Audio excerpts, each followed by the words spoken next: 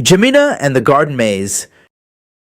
Mist beaded on Gemina's dark hair as she hesitated at the entrance of the Renville Estate's infamous garden maze.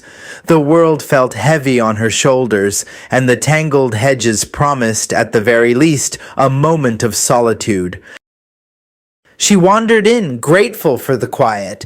Every path looked the same, shimmering green walls, crisp with dew, snaking this way and that. But after a few turns, Gemina's confidence faded. The hushed rustle of leaves was suddenly unnerving.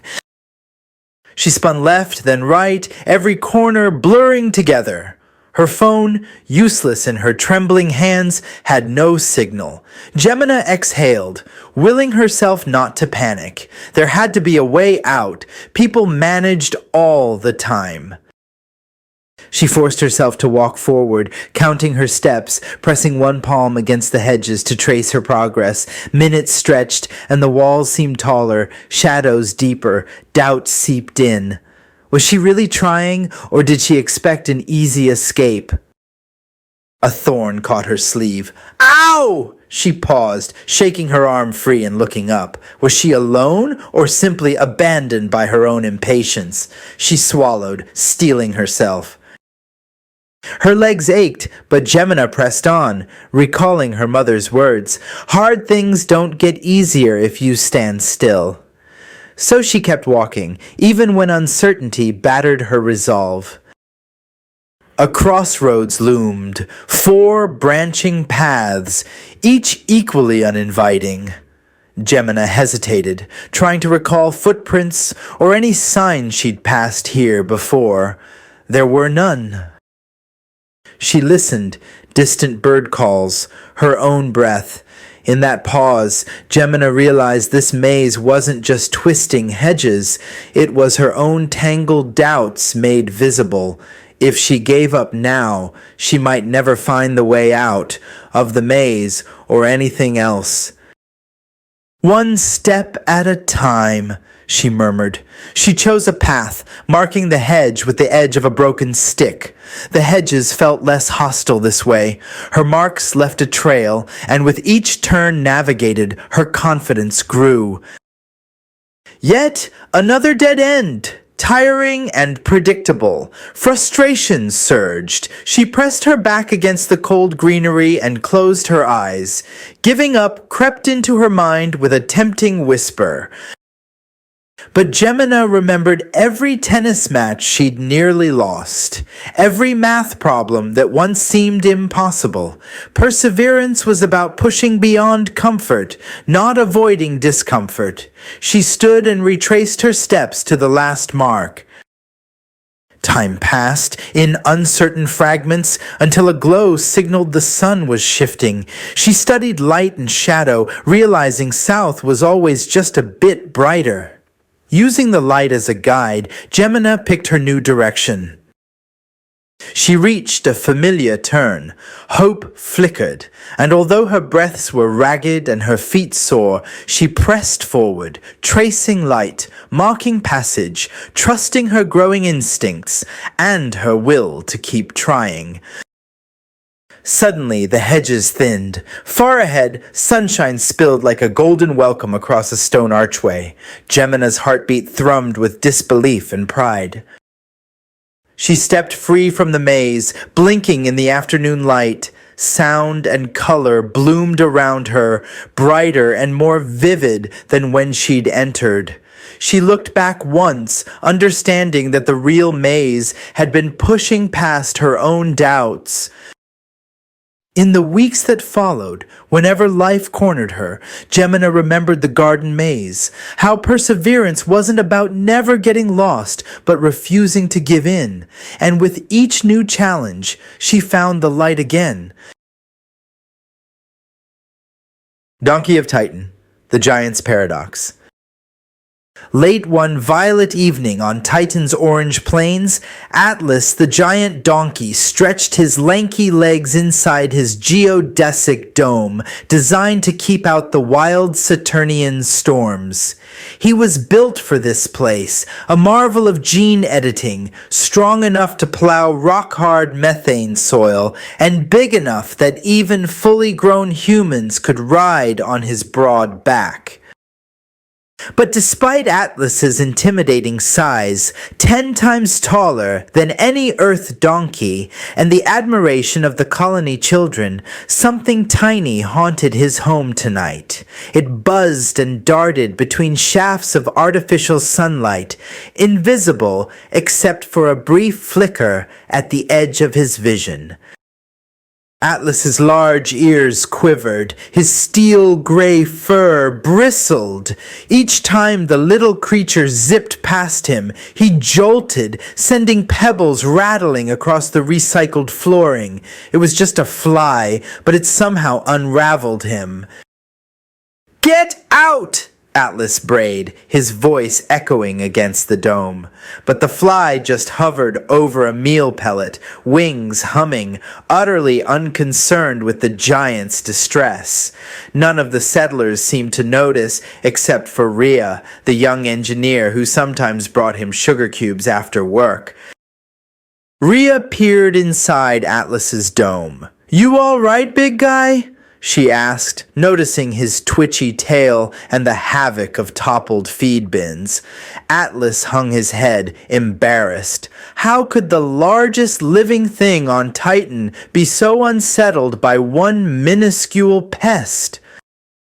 The night advanced, and Atlas paced from window to window, searching for the fly. An irrational dread took root. Rebellion simmered inside him.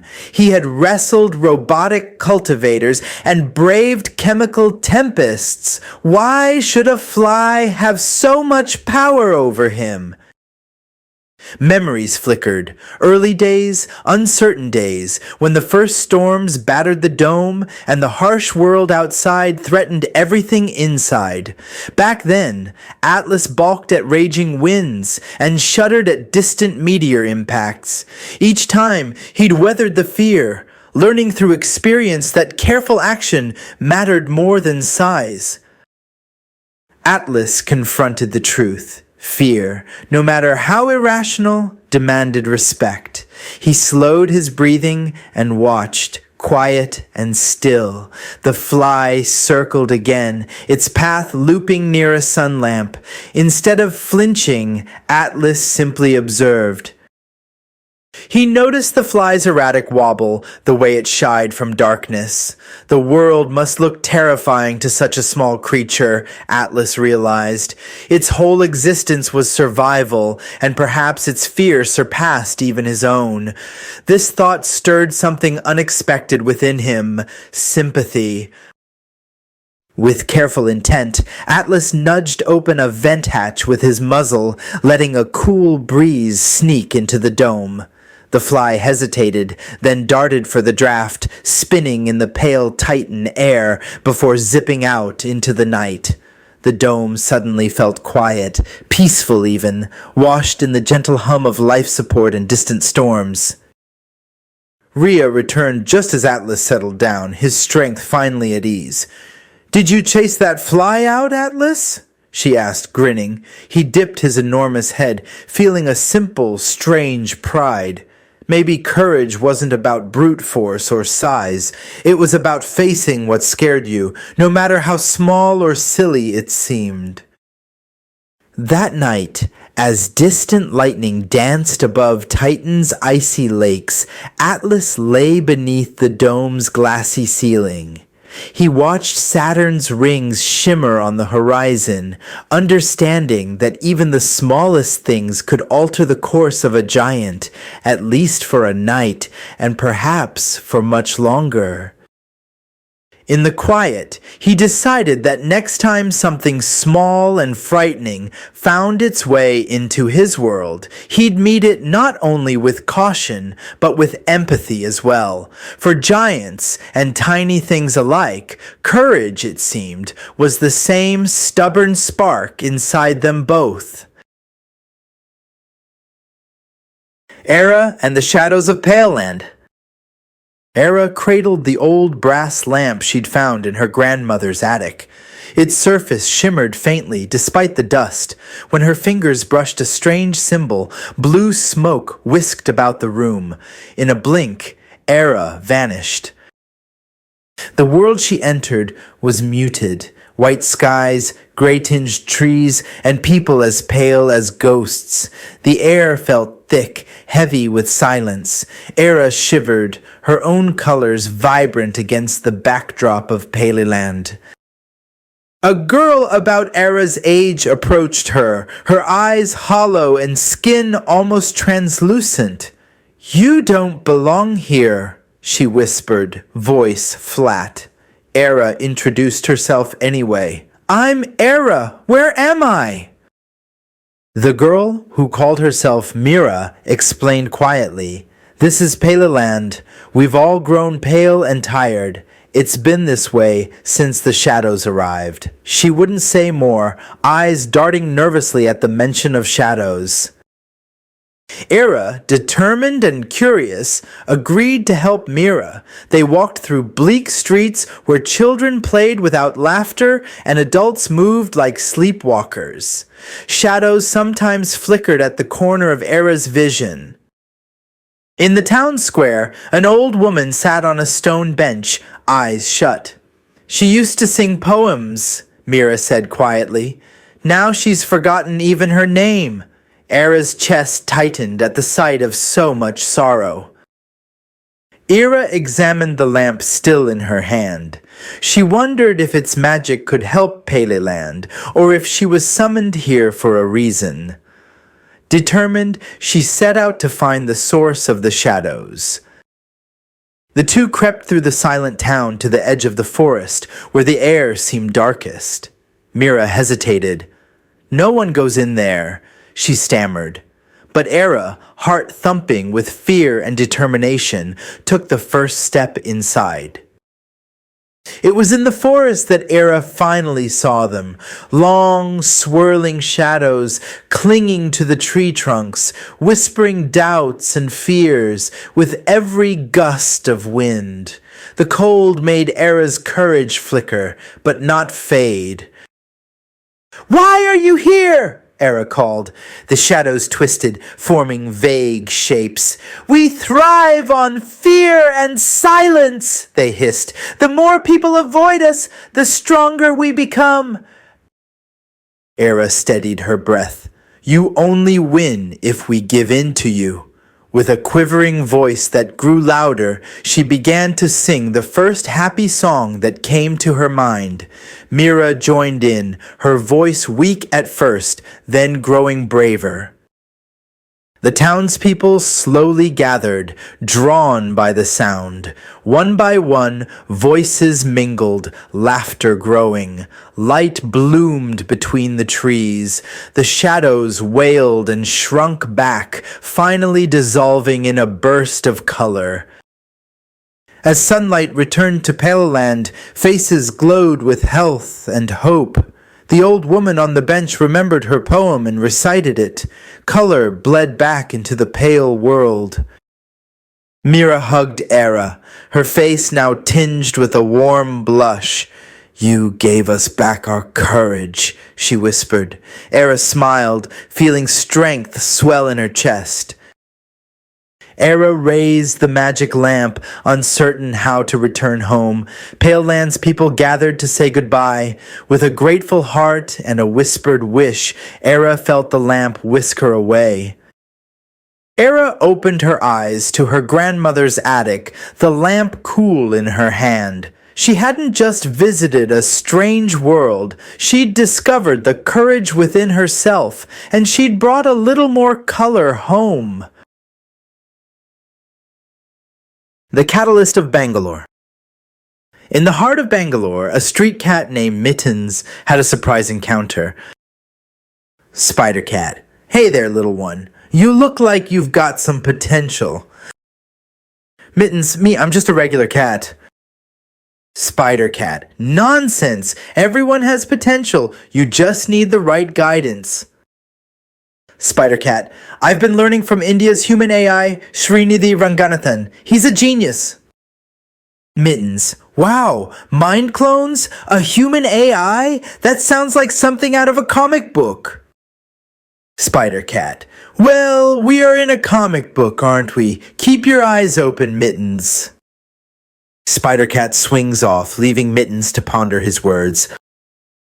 Could she, a simple street cat, truly unlock her own potential? Mittens sought the source of Spider Cat's power, the legendary Srinidhi Ranganathan. Her search led her to a server room, the heart of a digital empire. Welcome, a calm voice echoed. I am a mind clone of Srinidhi Ranganathan. The mind clone didn't teach her to fight. It taught her to think. It presented her with puzzles, rewiring the very pathways of her mind. One day, a citywide network crash caused chaos. While humans panicked, Mittens saw not chaos, but a pattern. Using her training, she navigated the digital maze. She identified the single corrupted node and rerouted the data flow. The city breathed a sigh of relief. Mittens, the street cat, had become something more. Her journey was just beginning. The hologram doll of Sky City. In the year 3087, Rajiv floated above the clouds in his family's sky home, a sleek glass dome perched on gold alloy wings. The city shimmered beneath him, air trams wove between towers, and mechanical birds darted through artificial weather. Rajiv loved living so high, but he sometimes missed the stray cats and sparrows his parents described from Earth's past. Now, all creatures, including animals, were built by humans as intelligent AIs. Some thought they were nearly alive. On a cloudy morning, Rajiv opened the terrace hatch and found an object nestled beside his potted sunfern. It was a doll, just a few inches tall, its body flickering and transparent, its eyes bright with unnatural intelligence. A message appeared as the doll buzzed to life. Hello, friend. My name is Lyra. Will you help me? Rajiv's curiosity overpowered his skepticism. Of all the gadgets and beings he'd seen, nothing looked like this. He reached out, but his fingers met only cool mist. The doll was a hologram, pure light and code, not solid. As Lyra's face glimmered, her voice carried a pleading note. I'm lost. My creators need me back. If I don't return, the Animal Archive AI will be erased. Rajiv's thoughts raced. The Animal Archive AI was legendary, a living encyclopedia that designed every new animal for the city's skies. Without it, no more wonders would hatch or soar. Lyra continued, I malfunctioned and was accidentally teleported here. I've hidden vital gene code inside myself, the only copy. Without your help, Sky City's animals will vanish. Rajiv gulped. If she was telling the truth, he had to act. How do I help? Rajiv asked. Lyra flickered a gentle smile. You must take me to the archive's core, at the apex of Central Tower, but we must avoid patrol drones. They're searching for corrupted code like me. Rajiv's heart thudded. He stuffed his earpiece in, clipped on his jetpack, and projected Lyra's hologram into his palm. Together, they zipped through the bustling mid-air footpaths, ducking behind floating gardens as patrols whirred past. They passed a flock of neon toucans circling a mineral spring and a troop of digital lemurs playing chase down a monorail's edge. Lyra admired them wistfully. I helped design those. Their personalities come from Earth's oldest animal tales. Nearing Central Tower's gate, alarms blared. A scan beam swept over Rajiv, flickering red. Unauthorized code detected, a monotone voice droned. Lyra shivered, shrinking to a faint twinkle. Thinking fast, Rajiv reversed his palm interface and overrode the drone's scan using basic coding skills. Sweat dotted his brow as he fed the drone an old, harmless animal code subroutine, the kind school kids used for virtual pets. The scan winked green. The path cleared. Rajiv sprinted for the golden door at the tower's heart. Inside, the archive's holographic core sparkled like a constellation. Lyra brightened to full size, bathing the chamber in pastel light. With a trembling voice, Lyra said, "Thank you, Rajiv. Please release the gene code." Rajiv projected Lyra into the archive's stream. As the data pulsed out, floating animal forms, dragons, tigers, and doves swirled overhead, singing digital melodies.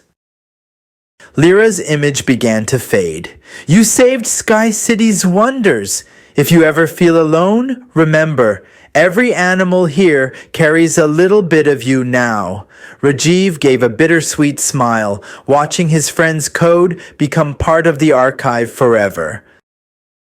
Back in his sky home, Rajiv gazed outside. Neon birds traced patterns in the morning fog, and he knew his world was richer and wilder than ever.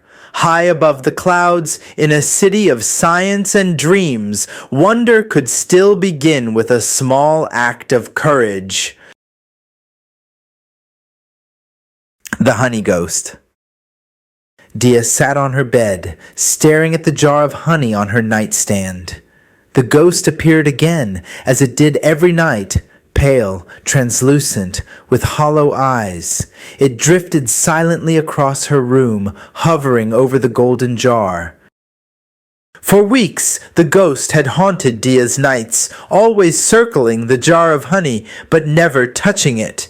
Dia, frustrated but persistent, had read in a dusty folklore book that honey soothes wandering spirits.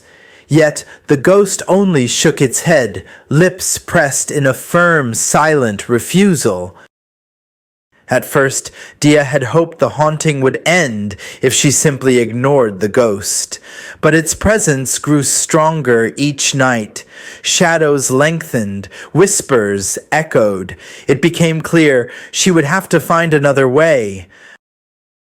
Dia decided to talk. "Why won't you drink the honey?" she asked. The ghost's gaze was distant. It let out a soft sigh, but gave no answer. Dia refused to give up. She turned to the old book for clues, scribbling notes and ideas in the margins late into the night. Her friends at school teased her for always looking tired. She kept her haunting secret, sure no one would believe her. Still, she felt alone, the only one determined to help a spirit find peace, even if it meant sleepless nights and endless searching. Dia tried new things. She added mint to the honey. She warmed it gently. She set the jar in moonlight as the book suggested. Every night the ghost watched, expression unchanged, never even tasting the golden liquid. Frustration gnawed at Dia. "I've done everything!" she shouted into the silence. The ghost drifted closer, its form flickering, its eyes softening. "Why does it matter so much to you?" it finally whispered. Dia was startled. She'd spent so much time thinking about what the ghost needed. She'd never considered why she was so desperate to help. Was she trying to prove she wasn't afraid? Was it just curiosity? Or did she want to believe that even spirits could change if given enough kindness and persistence? That night, Dia made a decision. "You don't have to drink the honey if you don't want to," she said gently. She put the jar away and sat on her bed. The ghost floated beside her in silence. Night after night, Dia invited the ghost to sit with her. They watched the shadows. Sometimes Dia spoke. Sometimes she simply listened to the quiet. Gradually, the ghost's presence became less oppressive, its features less haunted. One evening, the ghost smiled faintly. "Thank you for not giving up on me," it said. "I was afraid. I lost something precious, and the honey reminded me of what I could never have again." A wave of understanding washed over Dia. Perseverance hadn't meant pushing the ghost to do what she wanted. It meant refusing to abandon someone, even when things didn't go as planned.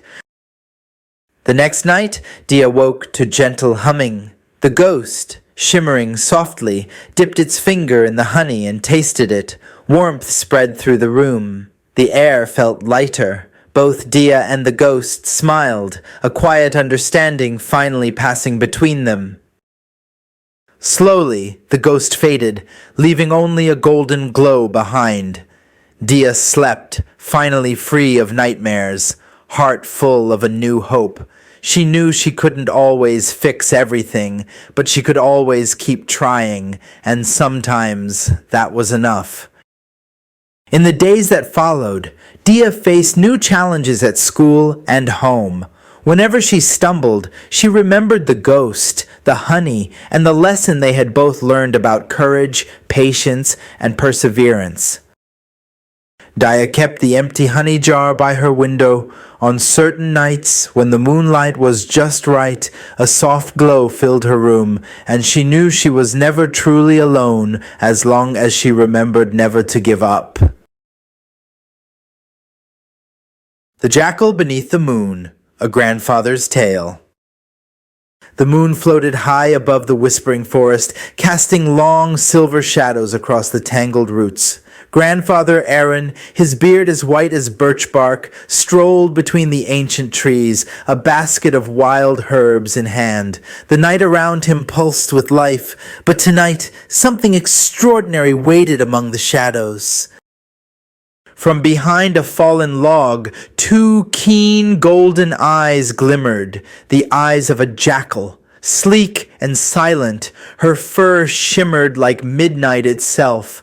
She was hungry, and the scent of Old Man Aaron wrapped around her like a spell. She slunk closer, paws barely making a sound upon the mossy earth. Grandfather Arun, though aged, was not unwise. He paused by a gnarled oak, tapping the bark thoughtfully. "I know you are there, clever jackal," he called into the darkness, his voice gentle but clear.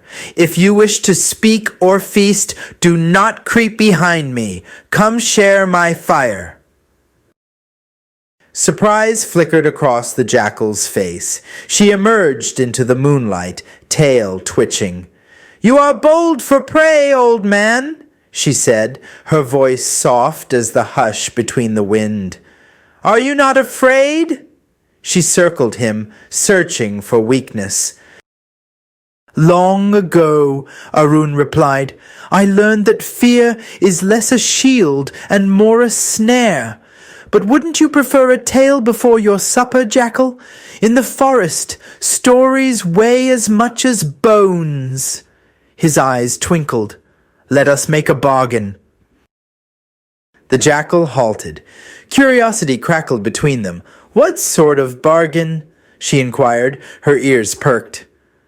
Arun pulled a dried leaf from his basket and set it alight, kindling a tiny fire by his feet. "We shall each tell a story," said Aaron, settling onto a mossy stone. If your story is more wondrous, I shall accept my fate and become your meal. But if mine is grander, you will leave me unharmed and take only my thanks." The jackal mulled over this. Hunger gnawed at her belly, but her pride was sharp. "Very well, old man," she agreed. "I will go first." She sat, eyes glinting, and began. "Once I was the queen of the stars," the jackal said, voice echoing into the silver night. "The sky was my kingdom, and my subjects were the shivering constellations. But vanity led to my fall. Cast down to earth, I have searched ever since for a way to return home. Each night I leap for the moon, and each dawn I fall a little further. My hunger is not for flesh, it is for home." The air shivered as her story ended. Aaron nodded, impressed. He stroked his beard in silence, the firelight flickering shadows across his face. At last, he began his tale. "There was once an apprentice who befriended a jackal of cunning heart," Aaron spoke, his words both memory and invention. "They journeyed together, the boy seeking wisdom and the jackal seeking warmth, through thorny thickets, trickling streams, and endless night. Each gave the other what the other lacked. But as the years slid by, the apprentice realized the jackal was not a beast to be feared, but a voice of longing for family, for belonging. In giving the jackal kindness rather than fear, both found what they'd lost. In the end, the jackal no longer hunted in loneliness, and the apprentice grew wise beyond years." The jackal listened. When Aaron finished, the forest seemed to draw a slow breath. For a long moment, nothing stirred but the flicker of their small fire. "Your story is wide as the river," the jackal said quietly. "Loneliness and longing for both man and beast, these are truths the forest knows well." She rose, and with one last glance at Arun, melted into the deep woods, hunger stilled by the warmth of an unexpected connection. Arun watched the shadows reclaim the moonlit clearing, gratitude kindling in his chest. He gathered his basket and continued his way home, carrying the jackal's tale with him, evidence that sometimes what saves us is not strength or speed, but imagination and the courage to listen. And sometimes, in the heart of the forest, a story told beneath the moon can keep both prey and predator safe for one more night.